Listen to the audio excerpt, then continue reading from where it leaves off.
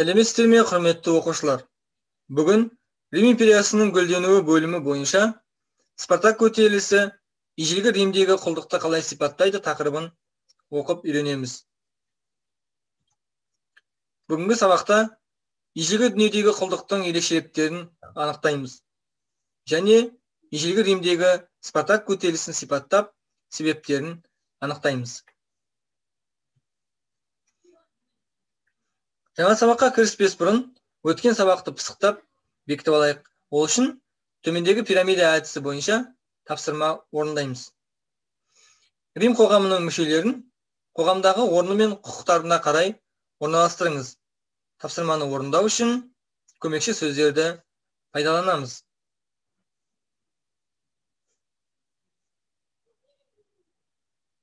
Өте жақсы, жарайсыңдар оқушылар. Енді өз жауаптарыңды дұрыс жауаппен салыстырып көріңдер. Сонымен Рим қоғамының мүшелері төмендегідей ретпен орналасады. Бірінші жоғарғы сатыда патрицийлер. Олар Римнің жергілікті тұрғындары және ерекше құқықтарға ие. Екінші сатыда плебейлер. Олар басқа жерден қоныс аударушылар. Ал үшінші төменгі сатыда ешқандай құқығы жоқ құлдар орналасты. Егер жауаптарыңыз осы жауаппен сәйкес болса, онда өте жақсы. Ал 1-2 қате болса, ол да жақсы. Ал жауаптарыңыз сәйкес келмей жатса, онда қапаланбаңыздар. Алда бірнеше тапсырма және үй жұмысы бар. Соларды орындау арқылы тақырыпты түсініп аласыздар. Әрі қарай оқушылар төмендегі тұжырымдарды мұқият оқып шығып, қызылмен жазылған сөйлемдерді дәптеріңізге қысқаша конспектлеңіз. Құлдық адамзат тарихындағы қанаудың дөрекі түрі. Құлдық алғашқы қауымдық қоғам ыдырай бастаған кезеңде пайда болды. Алғашқыда соғыс тұтқындары, қарыздарын өтей алмаған кедейлер құлға айналдырылды. Құлдықтың классикалық үлгісі ежелгі Вавилонда, Египетте, Грекияда және Римде болды. Кейіннен құл саудасы кеңінен өріс алды. Құлдар қалай пайда болды? Ежелгі дүниеде және Рим империясында құлдар төмендегідей адамдардың тобынан тұрды. Олар соғыста тұтқынға түскендер, қарызын өтей алмаған шаруалар, құл әйелден туған бала және сот үкімі бойынша құлға айналғандар. Рим империясы өте көп жаулаушылық жорық ұйымдастырғандықтан құлдардың саны жыл сайын өсе берген. Римдегі ауқатты адамдар құлдар мен шаруалардың еңбегін пайдаланатын.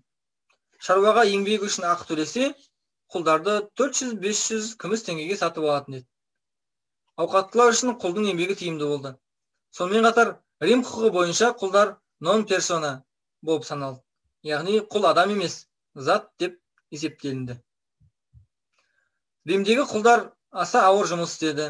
Кемеде ескек есті, ауыл шаруашылығында жұмыс істеді. Күшті құлдар гладиаторларға айналды. Білімді құлдар архитектор, ұстаз, қолөнерші болды. Құлдар қандай жұмыс істесе де, олардың басында бостандық болған жоқ. Олар өте қиын, азапты күндерді бастан кешті.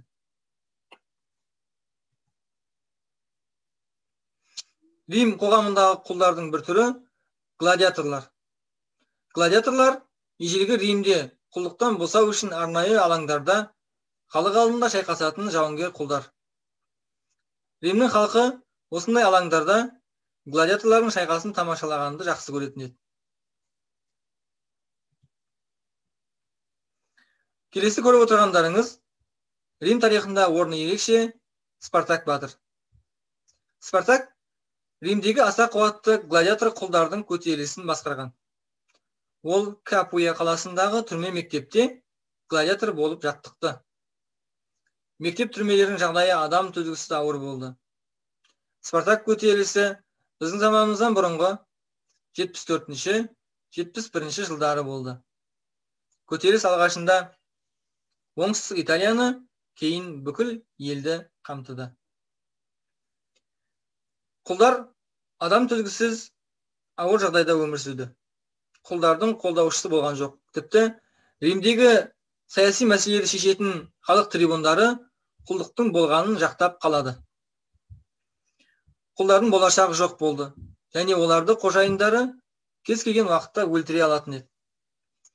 Сондықтан құлдар бостандықты тек өздері ғана жеңіп алатынын түсінді, және оның қан төгіссіз келмейтінін де ұқты.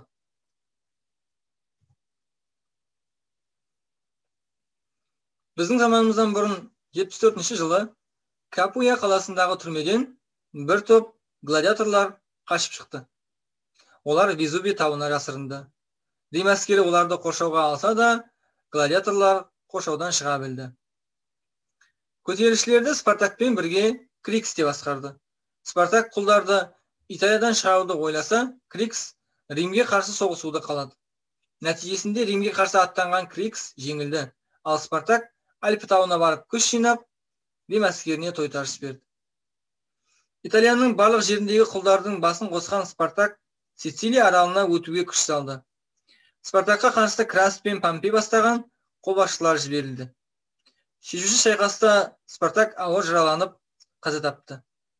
Римдегі құлдар көтерілісі аяусыз басып жаншылды.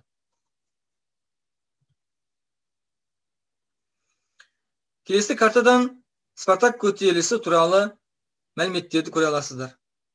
Шартты белгілерге назар аударсаңыздар, мұндағы күлгін шеңбер ол оқиға басталған жер, яғни Капуя қаласының орны.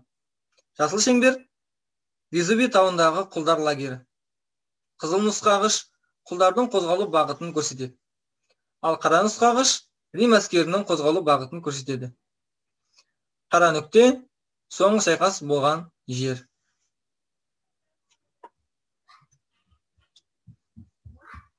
Әрі қарай оқушылар тапсырма орындаймыз. Бірінші тапсырма кестемен жұмыс деп аталады. Ежелгі Римдегі құлдардың пайда болуының 1, 2, 3, 4 жолын және олар атқарған жұмыстың 1, 2, 3, 4 түрін көрсетіңіз.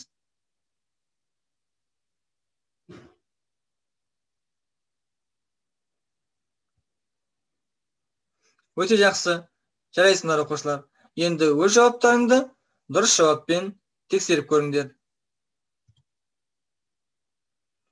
Сонымен, ежелгі Римдегі құлдардың пайда болу жолдары: соғыста тұтқынға түскендер, құл әйелден туған бала, қарызын өтей алмаған шаруа, сот үкімімен құлға айналғандар. Ал Римдегі құлдар атқарған жұмыстар аса ауыр жұмыстар, кемеде ескек кесу, ауыл шаруашылығында еңбек ету және гладиатор болып шайқасу. Егер жауаптарыңыз осы жауаппен сәйкес болса, онда өте жақсы. Ал 1-2 қате болса, ол да жақсы. Ал мүлдем сәйкес келмесе, онда қапаланбаңыздар. Алда тағы бір тапсырма және үй жұмысы бар. Соларды орындау арқылы тақырыпты түсініп аласыздар.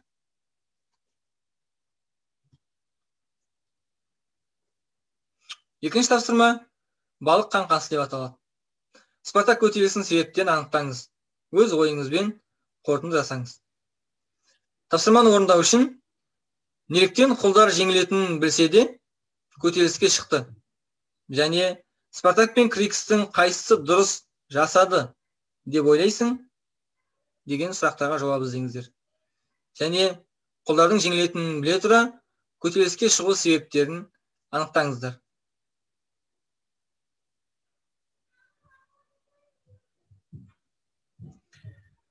Жарайсыңдар оқушылар, өте жақсы.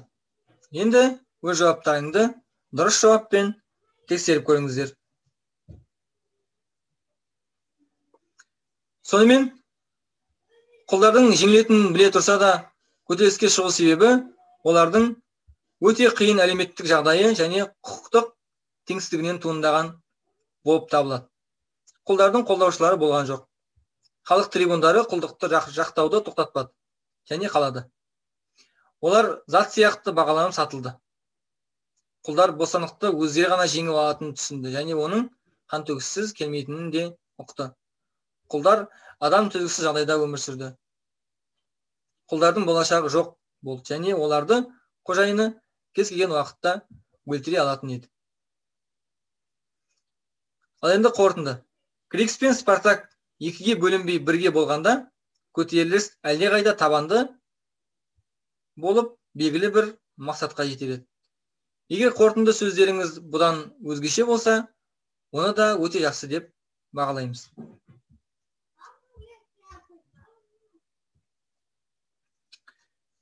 Әрі қарай оқушылар кері байланыс.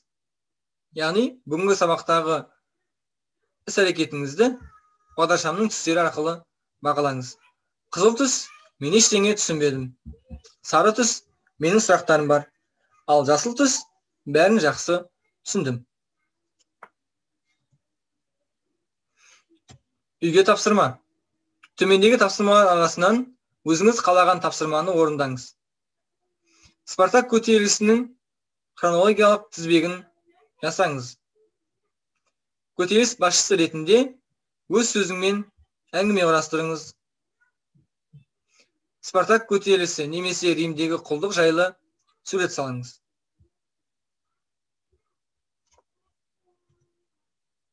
Назарларыңызға рахмет.